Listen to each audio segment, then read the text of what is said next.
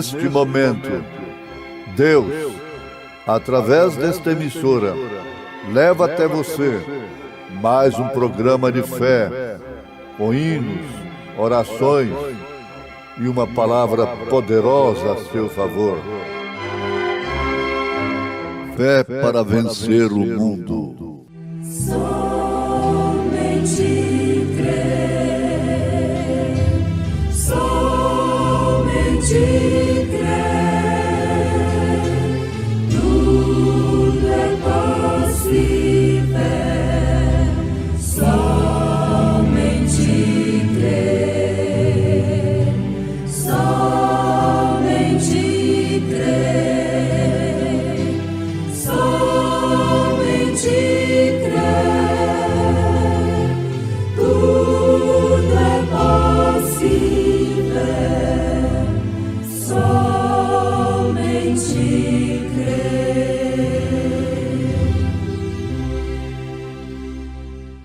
Eis que venho sem demora.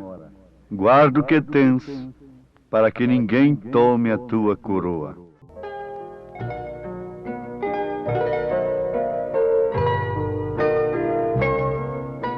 Eis que venho sem demora. Guarda o que tens, para que ninguém tome a tua coroa.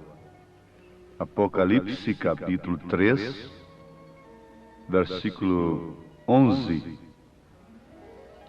Ligando isto com a segunda carta de São João, versículo 8, ele diz: olhai por vós mesmos, para que não percamos o que temos ganho, antes recebamos o inteiro galardão.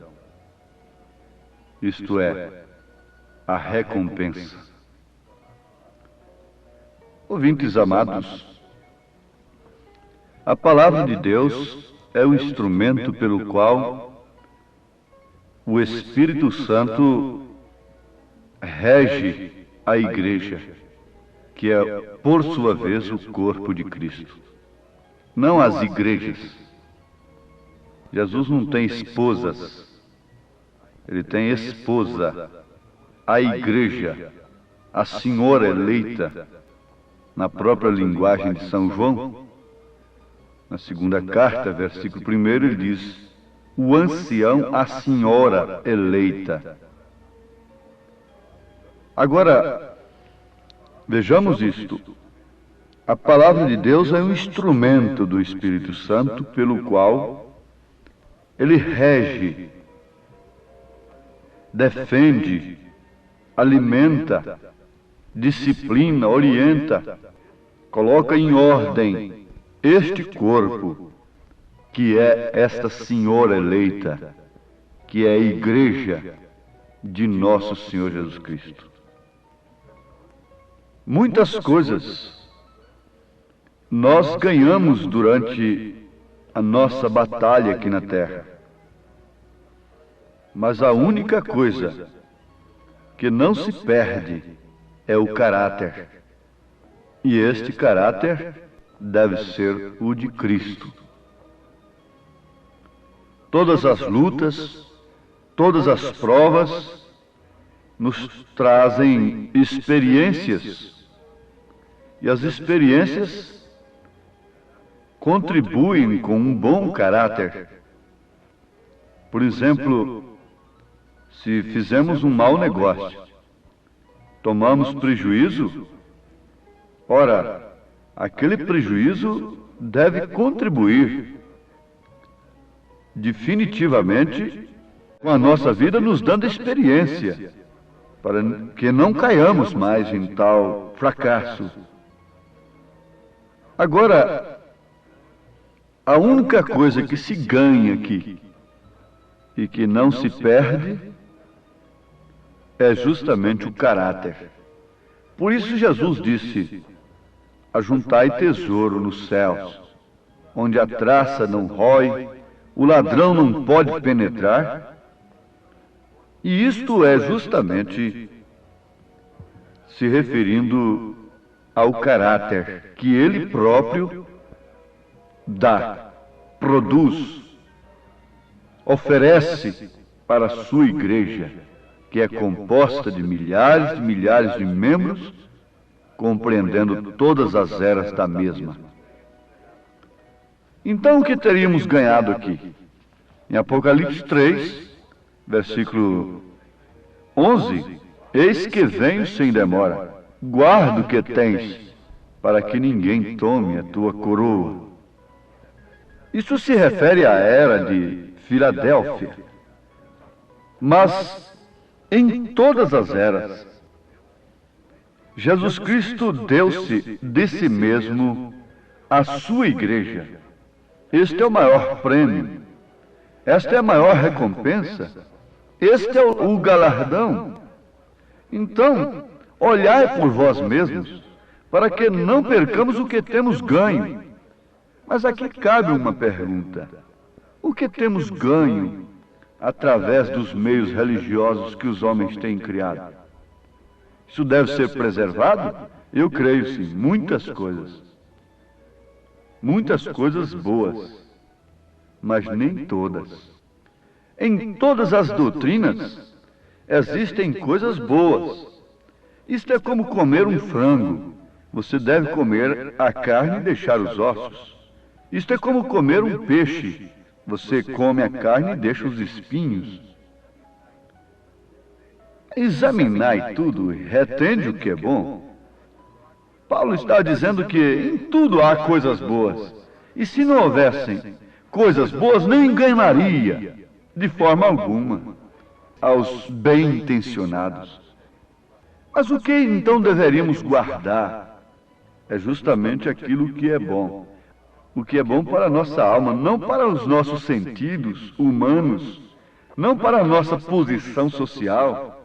Não é aquilo que vem combinar com a exigência da nossa carne, que deve ser preservado, que alcançamos de certos meios, de certos ambientes criados por homens bem-intencionados. Muitas coisas não devem ser preservadas, devem ser lançadas fora. O remédio bom é aquele que dói, que amarga. O que devemos preservar é o caráter que herdamos dos nossos pais, que eles dizem hoje, aquilo já era. O que devemos trazer é o pudor. Isso não devemos perder. Nunca deveríamos perder o pudor. Nunca as mulheres deveriam perder o pudor. Isso deveria ser de geração para geração. São coisas que não devem ser perdidas. Olhai por vós mesmos para que não percamos o que temos ganho. A maior herança que uma família deixa para os seus filhos é caráter, é pudor, é vergonha, é crer no Evangelho de nosso Senhor Jesus Cristo, é crer no verdadeiro Deus e Senhor dos senhores, é aprender a temer a Deus desde criancinha. Essa é a maior herança que se pode deixar. Porque eu pergunto, o homem leva alguma coisa que o mundo oferece? Não. Por isso Jesus disse que aproveita o homem ganhar o mundo inteiro. Ele disse perguntando, o que aproveita o homem ganhar o mundo inteiro se vier perder a sua alma? Então precisamos ver o que é que temos ganhado do mundo. As coisas que naturalmente nós nos agarramos nelas e damos a vida por elas. São justamente estas que estão nos matando, que está matando a humanidade, que está destruindo os lares. Mas o que se deve agarrar como entre a vida e a morte é a palavra de Deus em sua essência. É uma mensagem que nos disciplina. É um meio onde o Espírito Santo tem liberdade. A Bíblia diz, onde há o Espírito Santo, aí há liberdade. Mas não é liberdade para andar seminua. Liberdade para que Ele nos corrija. Liberdade para que Ele nos fale. liberdade para que Ele nos discipline segundo a palavra de Deus, por intermédio da palavra do Senhor, pois ela é o instrumento do Espírito Santo para nos disciplinar. Eu creio que estamos ganhando boas coisas com este tempo que nós dedicamos a Deus nesse instante. Mas vamos agora, parece que mudar um pouquinho o sentido da nossa mensagem. Eis que venho sem demora. Isto foi dito há quase 2000 anos atrás. Nós temos referências bíblicas que o reino de Deus estava às portas, que os dias estavam contados. Na verdade, 1000 anos para Deus é como um dia. Um dia é como 1000 anos. Aquilo estava tão próximo como 2 segundos apenas. Não resta dúvida. Mas, ouvintes amados, vamos parar um pouquinho e vamos raciocinar. O homem precisa raciocinar em relação ao seu destino eterno. Tudo que é posto antes disto, fique sabendo, é pedra de tropeço, é mão de escândalo. Por isso Jesus disse: se tua mão direita te serve de escândalo, corte-a, lance-a fora, porque é melhor você entrar no reino dos céus sem uma mão direita do que ir para o inferno com essas 2 mãos. É melhor você entrar sem um olho, melhor você não enxergar muito, não ter muita habilidade neste mundo, e ir para a glória eterna, destino eterno, do que ter muita visão, muita perspicácia neste mundo, muita sabedoria e se perder. Mas então o fato já está ligado, o pensamento já está ligado com aquilo que pensamos no início. O que devemos nos agarrar a ponto de não perdermos aquilo de forma alguma é aquilo que temos recebido de Deus e que tem colocado acima de tudo a nossa salvação em primeiro plano na nossa vida. Agora, isto é uma fé, mas uma fé diferente, uma fé incomum. Vamos lembrar que a massa de Noé era a mesma massa de todos os homens antediluvianos, mas a sua fé era diferente. A sua carne, os seus ossos, o seu sistema sanguíneo, seu sistema cardíaco, estomacal, intestinal, tudo, a sua massa, o seu corpo era o mesmo, mas a sua fé era diferente. E o que nos faz, então, pessoas diferentes, com atitudes diferentes, é a nossa fé. Quando ela é a fé de nosso Senhor Jesus Cristo. Não foi isso que Paulo disse? Como ele disse aos Gálatas, falando de si mesmo, parece até que com uma falta de uma certa ética, falta de humildade? Não, expressando convicção. Já estou crucificado com Cristo, e vivo não mais eu, mas Cristo vive em mim, e a vida que agora vivo na carne, vivo-a na fé do Filho de Deus, o qual me amou e se entregou a si mesmo por mim. Então, qual fé nos faz pessoas diferentes? Qual fé na qual nós devemos agarrar como entre a vida e a morte e não recuarmos dela? É a fé dos apóstolos. É a fé de nosso Senhor Jesus Cristo. É a fé que Deus deu para Abraão. E mesmo dando aquela fé, Para Abraão depois lhe deu um sinal de que tinha aceito a sua fé. A circuncisão, o Espírito Santo que Deus não nega àqueles que recebem em primeiro lugar esta fé única, porque é uma só fé. Se é uma só fé, é uma só igreja, é um só corpo, é um só batismo, é um só Espírito, é uma só doutrina. Não pode haver uma só doutrina com vários tipos de fé. De maneira alguma, em hipótese alguma, não pode haver. Pode haver maneiras diferentes, mas a fé tem que ser igual, a doutrina tem que ser igual. Porque a salvação é igual, a salvação é uma só. E esta fé nos leva a descobrirmos essa herança escondida.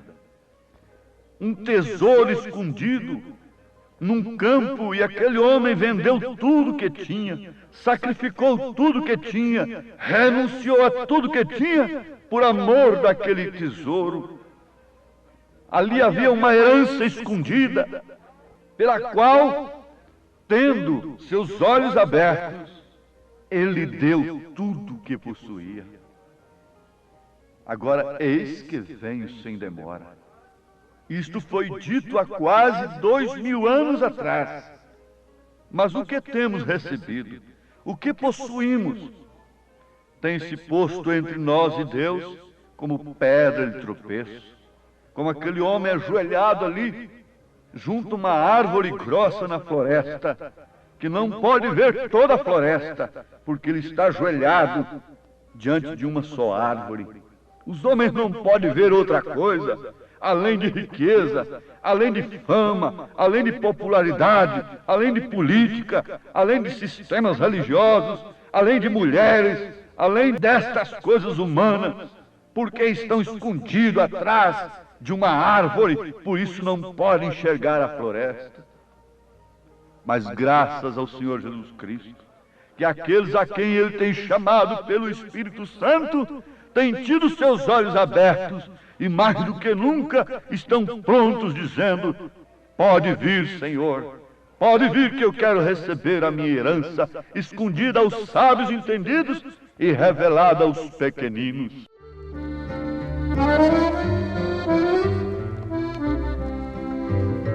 Quem tem Jesus tem tudo, quem não tem nada. Mas quem tem Jesus Cristo, no céu já tem morada. Quem tem Jesus tem vida, que não se acabará. Mas quem não tem Jesus, no céu não entrará. Quem ama este mundo, lá no céu tem nada, mas quem tem Jesus Cristo, no céu já tem morada. Como dizes, rico sou e estou enriquecido, e de nada tenho falta, e não sabes que és um desgraçado e miserável, e pobre, cego e nu. No céu já tem morada.